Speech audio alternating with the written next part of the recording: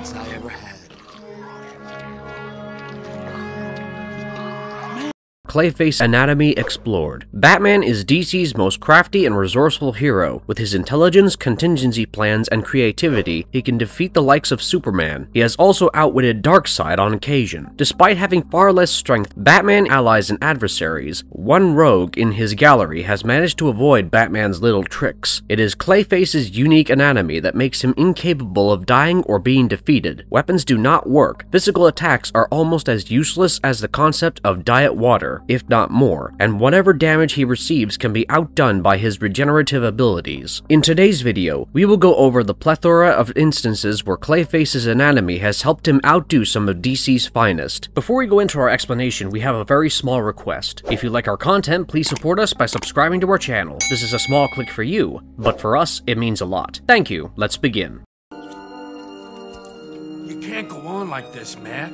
You hurt all the time now. What does Clayface look like? Batman the Animated Series has done a stellar job at showing us what Clayface looks like, both before and after his so-called glow-up. Far from being the hottest bachelor on the block, Clayface is not exactly known for his dashing good looks. However, that was not always the case. Originally known as Matt Hagen, he used to be an actor with tan skin, a chiseled bone structure, strong eyebrows, and a great build. However, a car accident resulted in his face getting disfigured. Meanwhile, Daggett Industries had developed a face cream called Renew You. The words sound eerily similar to the phrase Renew You, which is 100% the intention behind the name of the product. The cream was magical in the sense that it helped the user modify their face to mold it to their desire. However, something so brilliant came with its cons. Renew You was addictive, which Daggett Industries was aware of. They knew that the product could not be launched into the market, so Daggett decided to sell it via direct marketing, albeit in secret. As fate would have it, Matt Hagen got his hands on the product as the actor wanted to fix his disfigured face, and subsequently got addicted to it. For a constant supply of the product, Daggett would make Hagen disguise himself using the cream and commit crimes for him. In exchange, he would get a constant supply of Renew You. This is why at the start of the episode, Feet of Clay, we see Bruce Wayne meeting with and crossing Lucius Fox, because that man wasn't Bruce Wayne at all. This particular crime with the fake Wayne trying to kill Fox turns out to be unsuccessful due to Batman's secret involvement, whom Daggett wanted dead because of his interference in his criminal activities. With Hagen taking the L, Daggett cut off his supply for Renew You while knowing that the actor will eventually try to steal it from him. When it happens, Daggett gets his henchmen to force-feed Hagen their untested fluids, ultimately leaving the man for dead. Of course, Hagen survives because those chemicals morph his body into that of the grotesque shapeshifter who we now know as Clayface. It also causes him to turn vengeful, and rightfully so. As Clayface, Hagen looks like a gigantic, disgusting mass of clay with a monstrous face and teeth that will send dentists to their graves. What makes it worse is the fact that clay constantly drips from his body in massive amounts. While he can still change his face and appearance as a shapeshifter, he eventually forgets how his own face looks and sticks to either being the monster that he is or impersonating someone else. On the bright side, he manages to bust Daggett, who is soon taken into custody.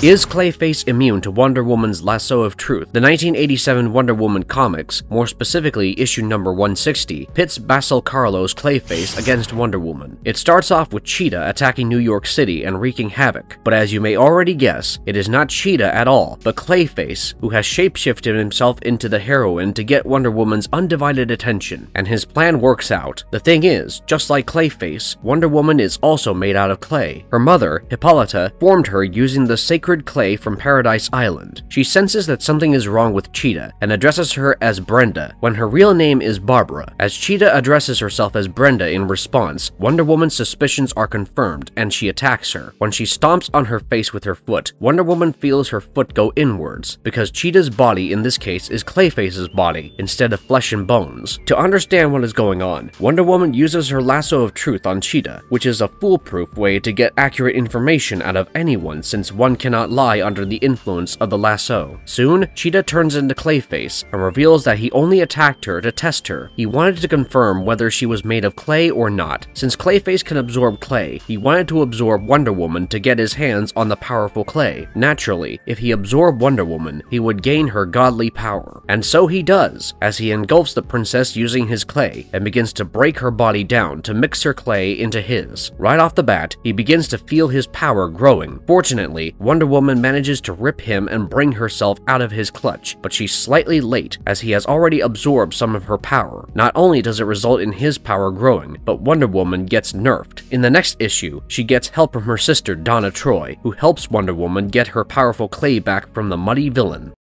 Can he become armor for Batman? In another exciting situation, the 8th issue of the 2016 Batman comics witnesses Clayface and Batman working side by side. As the Bat gives Carlo another chance, Clayface finds himself aiding Batman's team in battle in The Night of the Monster Men. The grotesque experiments of Hugo Strange have taken their toll on some of Batman's teammates, namely Batman and Gotham Girl. The team's headquarters get infiltrated by the Colony, which is a villainous military group. As the heroes find themselves on the losing side, Tim Drake gives Clayface his cue, who then spreads out his clay across the enemy's team to help the heroes escape. However, he has to pull back right after because Batman is fighting a losing battle against Gotham Girl. To aid the Dark Knight in battle, he encases his bat armor with his own clay, forming another protective armor over the vigilante and amping his strength. As such, they hold Gotham Girl back for a while with their stellar teamwork.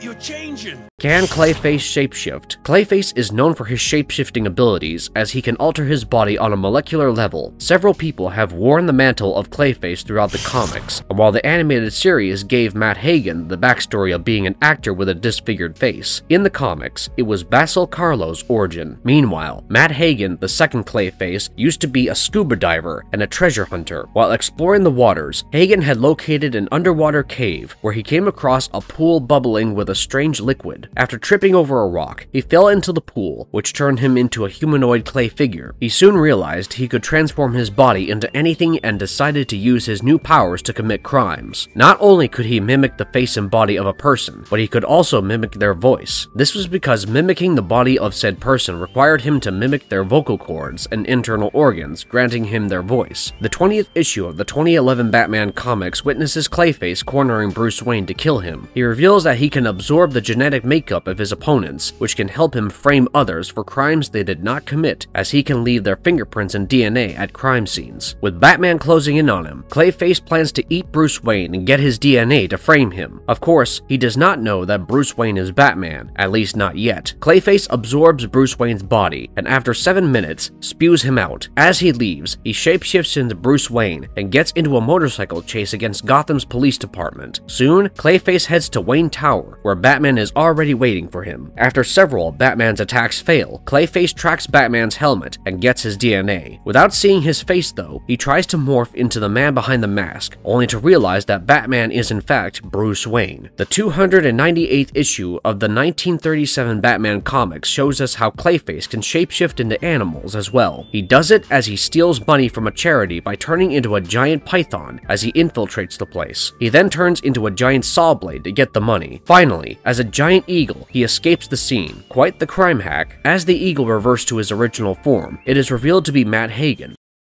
Can he reproduce? As someone who is originally a human, it is not unnatural for Clayface to have basic human desires and by extension, feel the desire to have a child. However, no matter how much a person prioritizes personality over looks, no amount of personality can help someone like Clayface get a woman. But in his defense, he can shapeshift so anything is possible. However, Preston Payne's Clayface finds luck with Sandra Fuller, who can also turn into clay. Originally known as the fourth Clayface or Lady Clay, Fuller had worked alongside Basil Karlo's Clayface to free Preston Payne, as she wanted to impersonate Batman and destroy his reputation alongside the other clay creatures, collectively known as the Mud Pack. They gained the attention of the Caped Crusader. However, what Fuller and Payne did not know was that Karlo was manipulating them both to get their powers and become the one and only original Clayface. After Fuller was doused with his sedative, he took her and Payne's blood samples. As the two regained their footing, they formed a bond over their shared experience of being used as Karlo's pawns, and eventually developed romantic feelings for one another. In the end, they decided to just focus on each other and left the mess behind as they escaped. In the 27th issue of Batman Shadow of the Bat, the title Creatures of Clay, Child's Clay, cleverly gives away the fact that Payne and Fuller have a child together. You may also recognize the phrase Child's Clay as a play on the horror movie titled Child's Play. Together, the Clay couple continues to commit crimes while having a son known as Cassius Payne, proving that Clayface is very much capable of reproducing. Not only that, but Cassius also wears the mantle of being the fifth Clayface Clayface while having his parents' strength and shapeshifting abilities. Naturally, he acts as an enemy to Batman.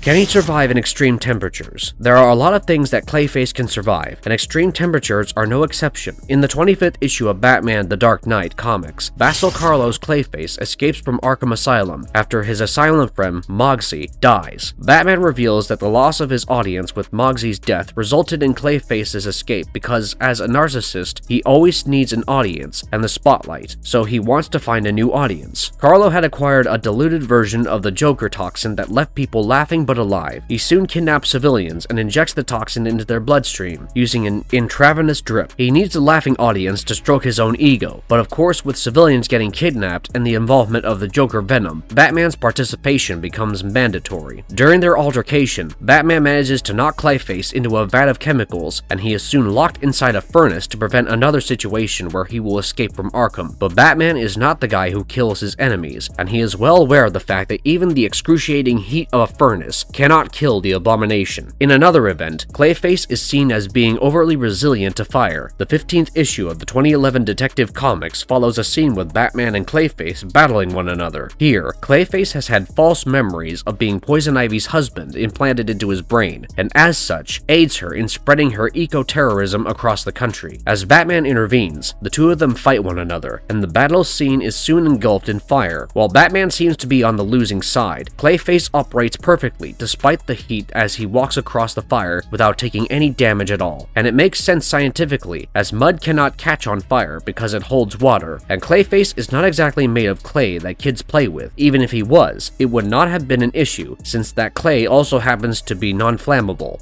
Ladies and gentlemen, I give you the final member of our secret society, Clayface. Is he immortal? Without an alien physiology or godly existence, it is not normal for someone to be naturally immortal. However, Clayface might just be, because the guy never seems to die. Logically speaking, Clayface's biology leaves him devoid of internal organs, so one cannot destroy his vital organs using weapons. Smoke cannot damage his lungs, his heart cannot be pierced, and headshots do nothing but splatter the clay from where his brain should have been. You cannot even control his mind because he does not have a brain, at least biologically. Without organs, organ damage due to aging or illness is quite unlikely as well. One can cause him to partially disintegrate, but only temporarily since Clayface has regenerative abilities. However, the 973rd issue of Detective Comics witnesses his death when Clayface rampages across Gotham while not having control over himself. Cassandra Cain manages to turn him back into Vassal Carlo, and against Batman's will, Batgirl, or Barbara Gordon, shoots him in the head with a projectile. This brings an end to Clayface, or so we think. As the comic comes to an end, Cassandra begins to attend Leslie Tompkins' therapy sessions and gets tutored by Barbara. Meanwhile, Vassal Carlo is revealed to be alive as he keeps an eye on Cassandra. He sheds a tear as he seems to be doing great despite not having him in her life anymore, and he leaves Gotham City.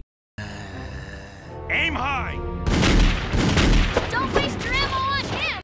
Can he survive gunshots? If there is one thing Clayface can do, then it is survive gunshots. The 28th issue of the 2013 Batman-Superman comics witnesses another one of Clayface's rampages across the city. As the Gotham City Police Department tries to stop him, they fire at him with their guns, which quite evidently does nothing to even slow him down. In fact, he goes on to absorb Commissioner Gordon. Going back to the Dark Knight comics, an issue dedicated to Clayface follows the Muddy Monster doing whatever he wants to do with the Justice League being allegedly dead. He goes to a bar where he learns about the secret society recruiting. He decides to hop onto the bandwagon. Soon he steals the plan of one of the crooks, who had decided to eliminate those who were resisting to society to get recruited. Carlo knocks the man out and heads to the Resistance's location. The location looks more like a homeless camp than a camp for people who have been in the military. He shapeshifts to mimic the appearance of a homeless person and finds the Resistance. By killing one of the members, he shapeshifts into that person and infiltrates their base.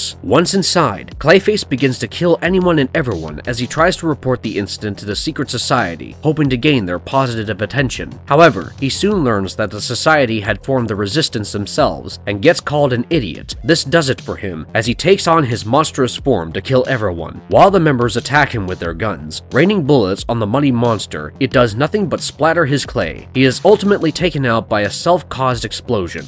No. Turn them off. You can play those roles again, Hagen.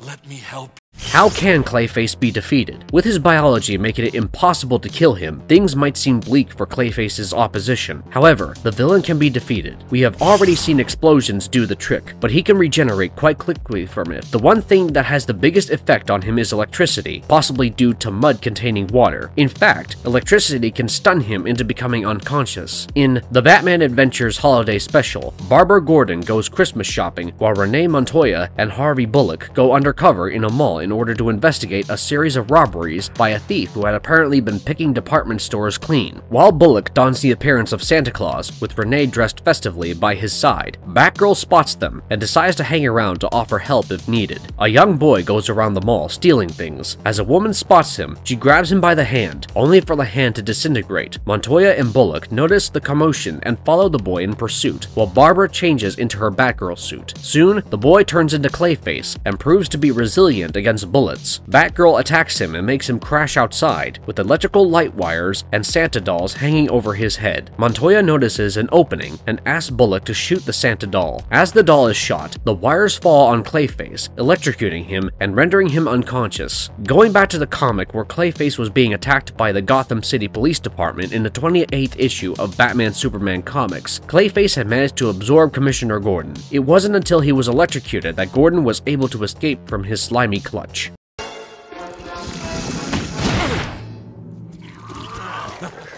Marvelous verdict. Truth be told, he is not the strongest or the most terrifying villain in Batman's rogue gallery, far from it. However, he might just be the most resilient one, and while the likes of Joker often continue to live due to their immense popularity, value, and plot armor, Clayface does not need any of that. His strange biology is enough to make him a constant pain in the behind for Batman and Gotham City. With that, today's video comes to an end. What did you think of Clayface and his obscure anatomy? Did you enjoy this video? If yes, then don't forget to like and comment on this video. Till then, goodbye and have a nice one. Robin, no!